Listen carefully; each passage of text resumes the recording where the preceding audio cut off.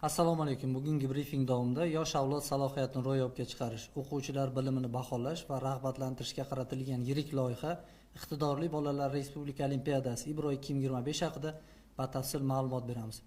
Ushbu olimpiada o'quvchilarning STEM fanlariga bo'lgan qiziqishlarini oshirish, iqtidorli yoshlarni aniqlash va rag'batlantirish maqsadida Ta'limni rivojlantirish Respublika ilmiy-metodik markazi, Toshkent shahridagi Turin Politexnik universiteti hamda ixtisoslashtirilgan ta'lim muassasalari agentligi huzuridagi Fan olimpiadalar markazi bilan hamkorlikda tashkil etilmoqda.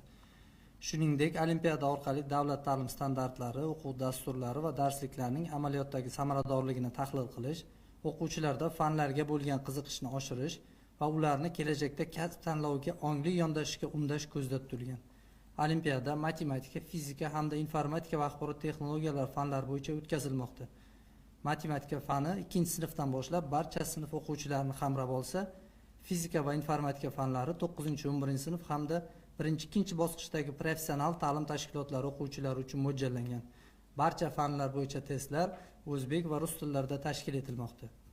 Bugungi kunga qadar olimpiadaga 227.730 nafar o'quvchi ro'yxatdan o'tgan. Shundan 192.000 nafar matematikadan, 19.000 nafar fizikadan, 16.000 nafar o'quvchi informatika va axborot texnologiyalari fani bo'yicha ro'yxatdan o'tgan. Hududlar kesimida eng ko'p ishtirokchilar Farg'ona, Buxoro va Toshkent viloyatlaridan ro'yxatdan o'tgan bo'lsa, Jizzax, Sirdaryo va Surxondaryo viloyatlarida bu ko'rsatkich nisbatan kam. Olimpiada 3 bosqichda o'tkazilmoqda. Birinchi bosqich tuman shahar miqyosida 1-7 aprel kunlari onlayn shaklda tashkil etildi.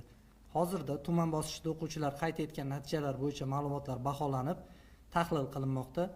Tez orada barcha ishtirok etgan o'quvchilarning natijalari testbor.uz tizimidagi profilida e'lon qilinadi.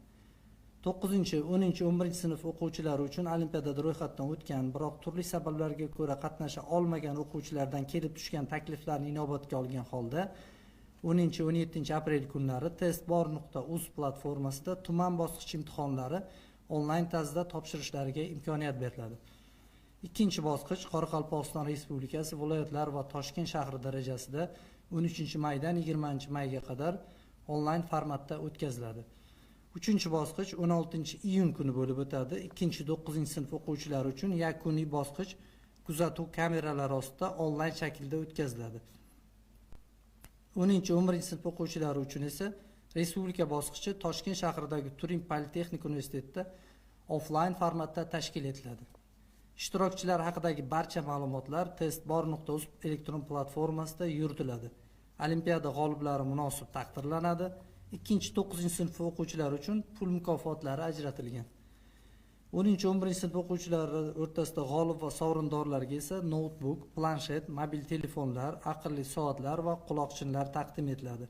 Xususan matematika, fizika yoki informatika fanlaridan eng ko'p va eng tez yechimlarni taqdim etgan o'quvchiga zamonaviy iPhone 16 smartfoni sovg'a qilinadi. Bundan tashqari 10-11-sinf o'quvchilari o'rtasida eng yuqori natijani qayd etgan 18 nafar ishtirokchi Toshkent shahridagi Turin Politexnik universiteti va Akita universitetlariga imtihonsiz va 100% grant asosida o'qishga qabul qilinadi.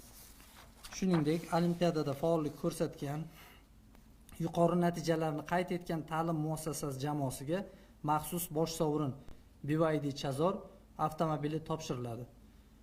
O'z fani yo'nalishida top 10 natijani qayd etgan o'quvchilarni tayyorlagan o'qituvchilarga ham alohida tashakkurnomalar beriladi. Qadrli yurtdoshlar, bugungi brifingimiz orqali sizlarga yetkazmoqchi bo'lgan ma'lumotlarim shulardan iborat edi. E'tiboringiz uchun rahmat. Xayr, salomat bo'ling.